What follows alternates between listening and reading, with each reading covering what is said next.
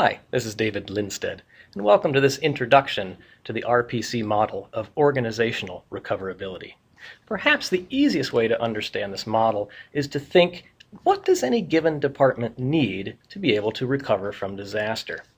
To begin with, they're going to need some stuff. Now, this may be somewhat easy, like a PC and internet access. However, it may be more complicated. We may need specialized equipment, such as an NMRI machine or a forklift. Next, we're going to need to know what to do. Okay, what are we going to do to recover? Who's in charge? Who's got communications? Who's got damage assessment? What are our top priorities? And then we're going to need some competencies to be able to function throughout the duration of the crisis. So putting these into a model, we have something like this, where the three factors are the sides of a triangle, and we can think of the size of the triangle as an indicator of preparedness. We'll talk more about this later.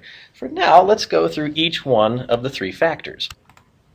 Again, resources are the things that we're going to need, and this includes everything from contact lists to staffing, people, equipment, hardware, systems, software, and the like.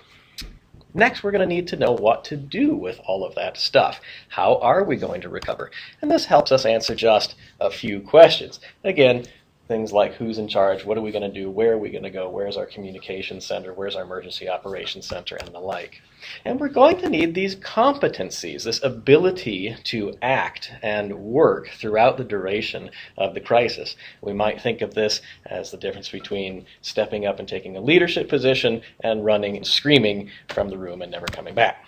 These, by the way, come from work on Policy Light on readiness and crisis management. So, again, looking at the things, procedures, competencies we need to recover from a disaster. And this allows us now, using these factors, to measure real preparedness and give it a quantitative score. If we look at a hotel, for example, at a very high level, we can look at each one of these factors. So let's take a quick look at an example. Suppose Department X continuity plan, as documented, looks very good, looks green.